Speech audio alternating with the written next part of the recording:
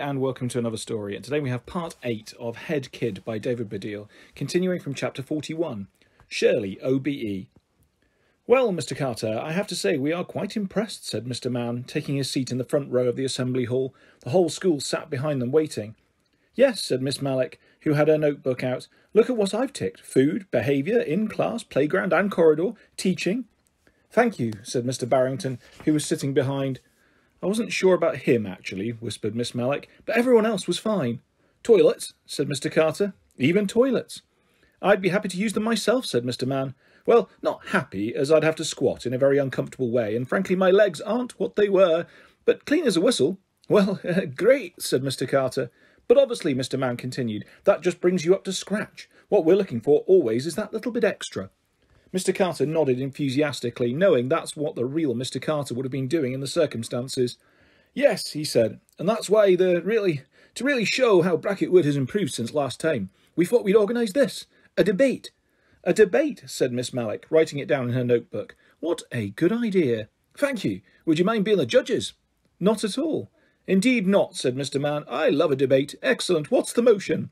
Said Mr. Carter, pointing at the stage where a banner hung saying, This school is rubbish. Oh, said Mr. Mann. Oh, said Miss Mallock. Yes, it occurs to me just now for the first time, said Mr. Carter, that from your point of view that isn't a very helpful motion, but, we'll be speaking almost against it, obviously. I see, said Miss Mallock. Well, I suppose if you win, that'll be all to the good. Said Mr. Mann. Against whom are you debating? Oak, Mr. Carter began. Mr. Mann, Miss Mallock, how wonderful to see you again, particularly after you just gave us our 5th ranking in a row of outstanding. Mr. Carter looked up from his seat to see Mrs. Valentine Fine, OBE, standing in front of the off-head inspectors with outstretched arms. Behind her stood Belinda, Toby, and a large group of immaculately uniformed Oakcroft pupils. Mrs. Valentine Fine, OBE, said Mr. Mann, getting up. Please call me Shirley. Shirley. But still OBE. Sorry, OBE.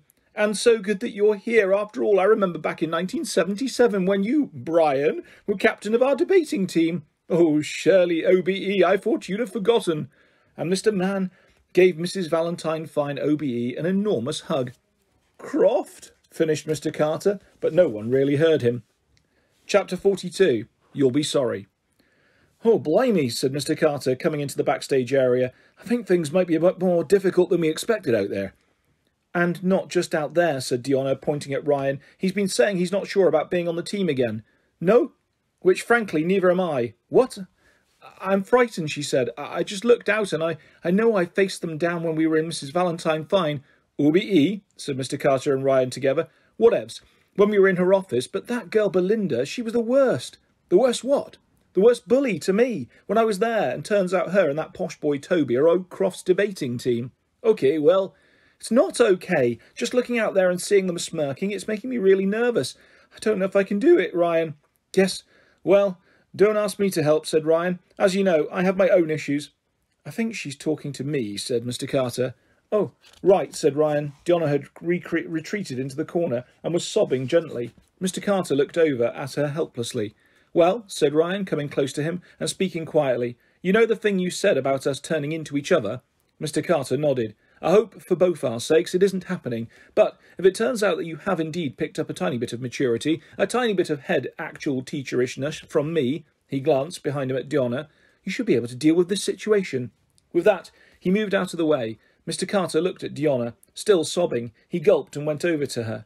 Listen, Dee, you can do this. I know you can. How do you know? She asked through a constricted throat. Because I know you. I know you had a terrible time at Oakcroft, but the fact that you left there doesn't mean they won. And you can show them that now, today, because I know you're really brave. I am. Am I? Yeah.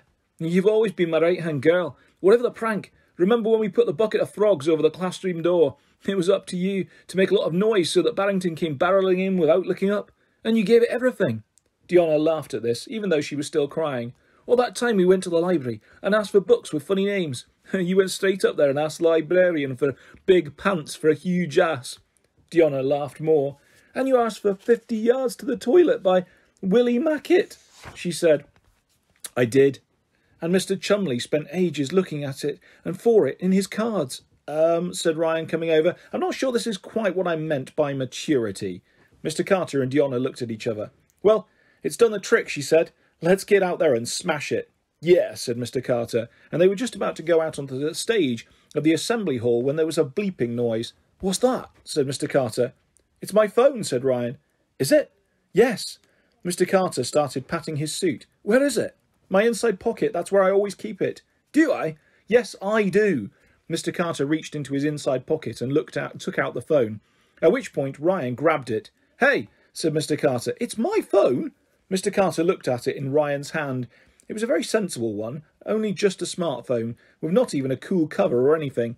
Yes, it clearly is, he said, but Ryan didn't say anything. He was reading a text. When he looked up, his face did not look pleased.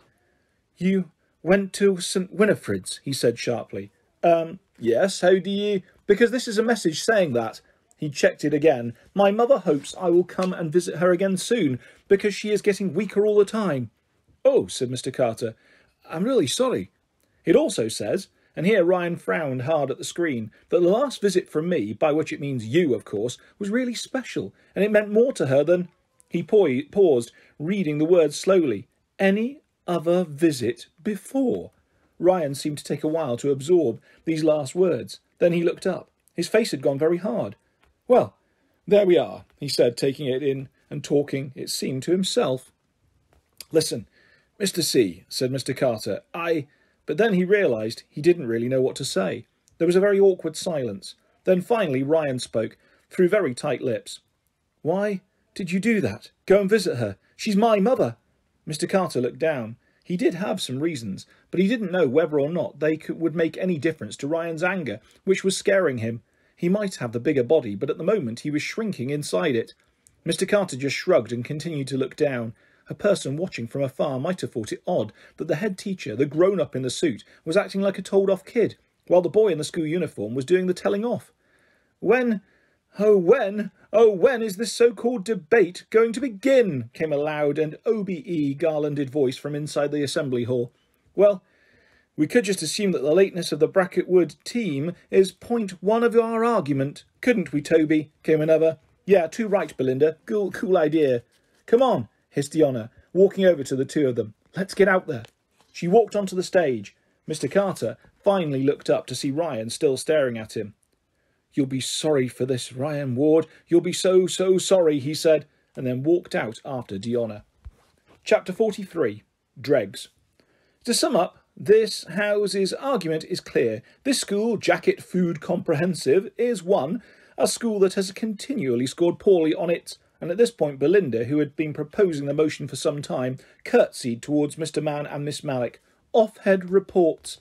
And 2, it is not getting any better. Recently the school has just been in a terrible state. There have been stories of chaos in classrooms and corridors, of confectionery being doled out at lunchtime, of homework being cancelled, and of teacher shortages, with classes having to be taught by reception children. Mr. Carter wanted to raise his hand here and say, point of order, that wasn't because of a teacher shortage. I just did it because I thought it'd be funny, which it was. But there was no point in him doing so, as he was sitting in the audience and not actually on the debating team. And also it wouldn't have helped very much, so he just had to sit and watch as Belinda strode confidently forward to the front of the stage. In the hall, the Bracketwood pupils sat, the older ones on chairs, the younger ones in front, cross-legged. Lining the walls, though, were the visiting boys and girls from Oakcroft. On stage, 6 seats had been set out opposite each other. The left-hand side was Team Oakcroft. Belinda, until she had begun her speech, had been sitting there with Toby. On the other right-hand side, presently looking a bit glum, sat Diona and Ryan. In between were Mr. Mann and Miss Mallock. Above them hung the "This school is rubbish" banner. The phrase seemed to gleam more strongly with every word that came out of Belinda's mouth. And 3, well, she said, moving her face slowly from side to side and doing the smirk that seemed to be her default expression. Just look around you. I don't wish to be rude. Don't you? Thought Mr. Carter. That's Ryan inside Mr. Carter, by the way. But really... In the hall, the Bracketwood children did what she asked. Barry Bennett looked at his friends Jake, Lucas and Taj, and then to Ellie Stone, who was looking at her brother Fred, who looked beyond her at Malcolm Bailey, who was looking over at Sam Green. This school is rubbish. who was frowning at Alfie Moore, who was glancing at Sterling and Scarlett, who were looking at each other, although sitting in between them was a Year 5 boy called Pradgett, who smelt slightly of whiskers, and he was looking at Isla Fawcett, who was looking at her brother Morris, who had his eyes shut because he was asleep. They all, apart from Morris, obviously, had an expression on their face that said, "Oh, maybe she's right." And then, Belinda continued, "Look at us, myself and Toby, the representatives of Oakcroft School." She said Oakcroft with special reverence, as if she was saying the word royal. She gestured with both hands towards herself, as if opening a pair of invisible curtains just in front of her. "Look at our clothes, our bearing, our natural confidence, intelligence and class." She went and smirked next to Toby, who stood up with her. "This is what school children should look like. Should simply in fact be. We are what a school that is definitely not rubbish breeds, a superior race." In the audience, Mrs. Valentine Fine OBE made a tiny gesture with her index finger, a gesture that meant, "Not that, Belinda. Bit too far." "Sorry, scratch that," said Belinda, hardly pausing for breath. "A superior model of pupil, a model pupil, if you will, as opposed to—" She looked across to where the Bracket Wood team was sitting and fixed her eye, particularly on Diona. "A rubbish pupil?" Remarkably, as she said this, her smirk broke into a full smile. She turned back, still smiling, to the audience. "Standing before you, I thus commend this motion to the gracious off-head judges. Thank you very much."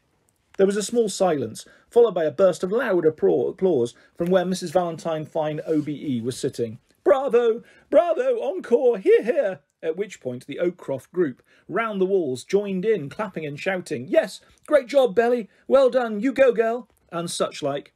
Belinda sat down with a very strong sense of sorted. Miss Finch leant over from behind Mr. Carter and said quietly, "Well, that was very irritating, but delivered extremely confidently, which probably counts for quite a lot." "Maybe," replied Mr. Carter, looking over at Miss Mallock, who was scribbling furiously in her notebook. "But Diona's great," he wanted to say, and Ryan's actually 43 years old, so that'll help, but managed to suppress the urge. "Plus, the posh boy has to do his speech first, and I don't think he'll be as good as Belinda." "Thank you very much, Belinda, the captain of Oakcroft's team," said Miss Mallock. "And now, Toby, to second the motion, please." Toby stood up, his long, shaggy hair falling across his eyes. He put his hands in his pockets and ambled forward. "Yeah, well, what Belle said. Literally, I mean, this school, is clearly so basic. It's just dregs, and us Oakie boys and girls, we're clearly, on fleek. So, vote for us." And with that he smiled, clicked his tongue, winked, and pointed with both index fingers at the audience. "You see," whispered Mr. Carter, looking back at Miss Finch, "that won't have got Oakcroft many But then he stopped whispering, because he noticed that Miss Finch wasn't listening. She was just looking dreamily at Toby, who was still standing in his pose, smiling his very white-toothed smile. Then he looked around and saw that every single girl and female teacher, and quite a few of the boys and men, were staring in more or less the same way at Toby. Another big round of applause broke out all over the hall, during which Mr. Carter noticed that joining in with the applause, and very much also doing the dreamy stare, was off-head inspector and debating judge Miss Mallock.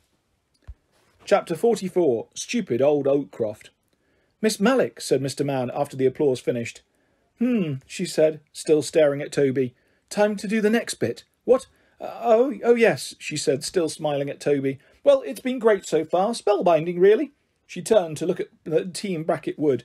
Diona and Ryan were waiting. Neither of them seemed confident. Diona looked nervous and Ryan sulky. "So, Miss Mallock," said Miss Mallock, "now it's the turn of Bracket Wood. And the first speaker is Diona Baxter." She applauded, every so often glancing at Toby, who had finally broken his pose and gone to sit down. There was a little bit of applause and some uncertain cheers from the home crowd in the hall. Diona stood up. In her right hand, she held some notes written on a series of cards.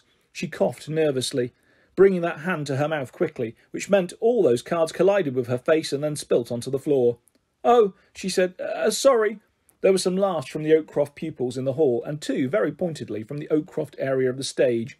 Diona began to pick up the cards, but they were made of the sort of paper that sticks easily to a surface, and after trying to get one up for nearly 10 seconds, she sighed, shook her head and gave up. "Oh, never mind," she said. "I know what I want to say anyway." She faced forward and moved to the front of the stage. "They're right in some ways, aren't they?" she said, addressing the hall, but gesturing towards Belinda and Toby. "Pupils at this school will probably never be as well-spoken and beautifully put together as Belly and Tobes." A ripple of laughter went through the crowd at the way Diona said the posh nicknames. Belinda sniffled and looked away as if hardly listening. Toby flicked his hair out of his eyes again. And probably, if your only mark of whether this is a good primary school is how many children make it to a posh secondary school, well, again, I suppose Oakcroft is going to win every time. At the point of the front of the audience, Mrs. Valentine Fine OBE nodded enthusiastically. "She's doing well, for us," she said in the nearest thing she could do to a whisper, which was more like a very breathy shout. "But there are other things," continued Diona, "that make a school a good school. Number one, I would say, is happiness. Maybe Mrs. Valentine Fine, OBE, wouldn't put that very high on the list.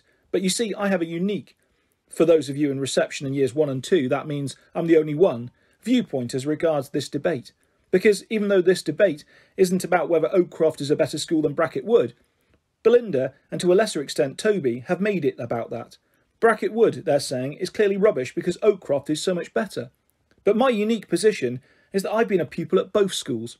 I went to Oakcroft, and now I'm here, and I can't even begin to tell you how much happier I am here." A murmur went around the hall, of excitement, of surprise, of the tables being turned.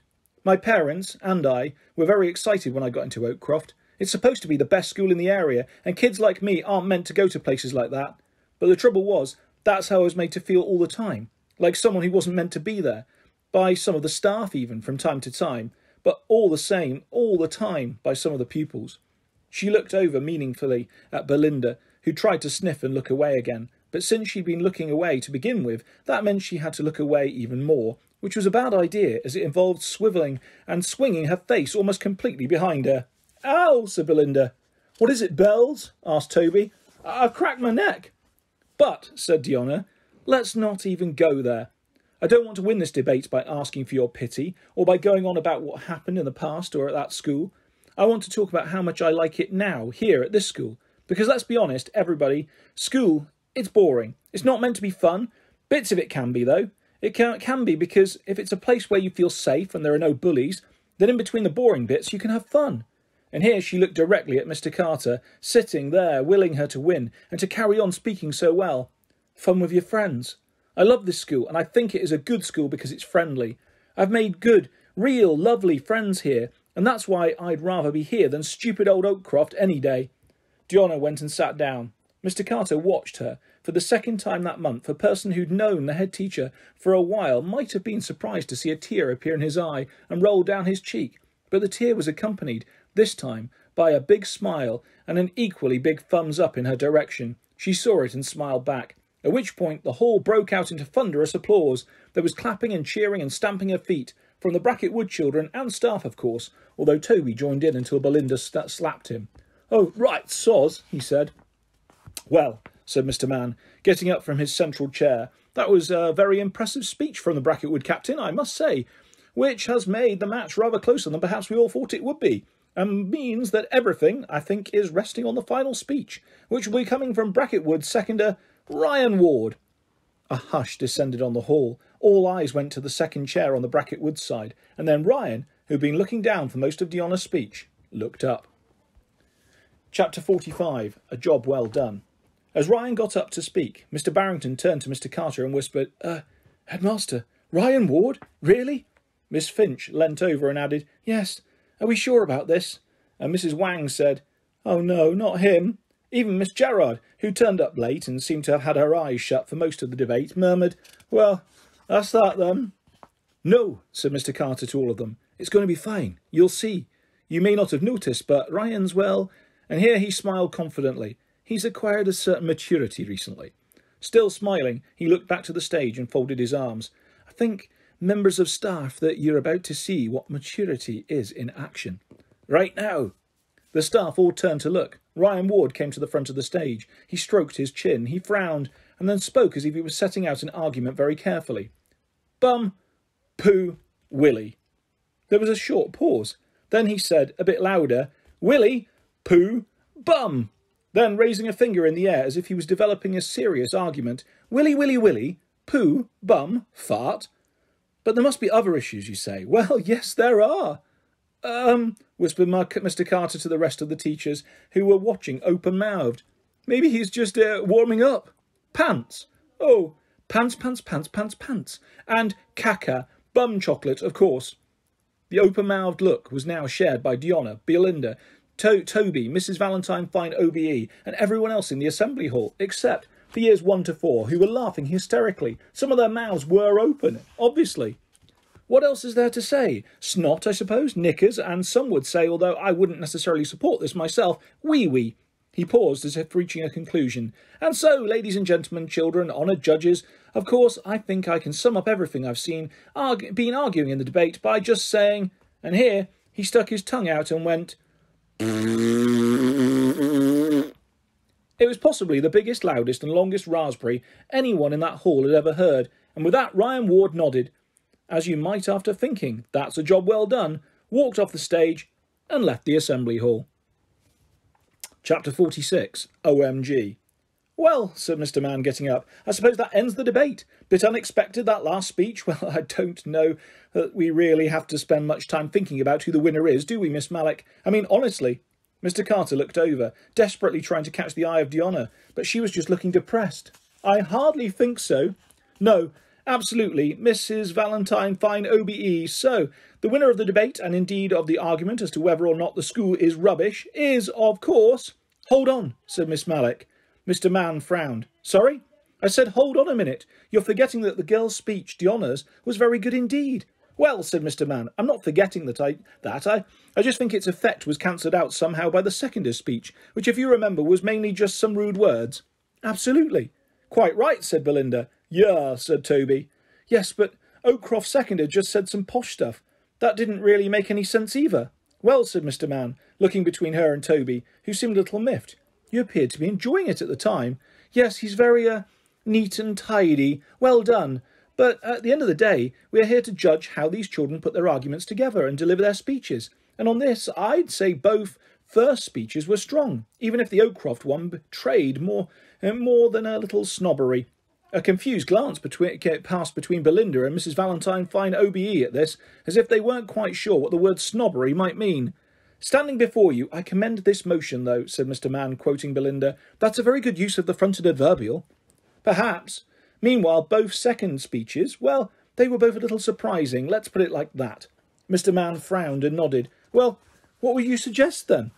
Miss Mallock frowned, but then Mr. Carter suddenly got up and walked onto the stage. A draw, he said. Miss Mallock and Mr. Mann looked at each other. Said Mr. Mann. Just give us a moment to discuss this, please. He ushered Miss Mallock off to the wings of the stage, where they began whispering to each other. Meanwhile, Mr. Carter heard a voice, also whispering. Ryan. He ignored it. It had been so long since anyone had called him Ryan that he assumed it was someone seeing Ryan coming back into the hall. Ryan, said the voice again, more insistent. Oh, he said, realising that it was Diona talking to him. He went over to her. She was looking very worried. A draw won't be good enough, she whispered. What do you mean? He whispered back. It's a good result, considering everyone thought Oakcroft was going to win anyway. OK, you're such a numpty. The result of the debate doesn't matter by itself. What matters is the rating the off-head inspectors give the school. And we all know that we needed to win the debate for them to give us a good rating. Oh, yeah. Why did Mr. Carter just say all those rude words? Ryan shook his head. I think he was a bit upset about his mum. I'm not sure. Diona knitted her brow. I wish he hadn't. Oh, they're coming back. Mr. Carter looked around. They were approaching with expressions on their faces that said, we have come to a decision. OK, well, maybe we can show them something else, apart from the debate. That will convince them to up the rating. Oh, yes, right. Maybe Maurice Fawcett's brain will swap places with Brian Cox's. Well, mine swap with Mr. Carter's. Ryan, Diona, I don't know what to say. What else can I do to show them we're a good school? So, said Mr. Mann, we have deliberated and cogitated, and someone once said, get on with it.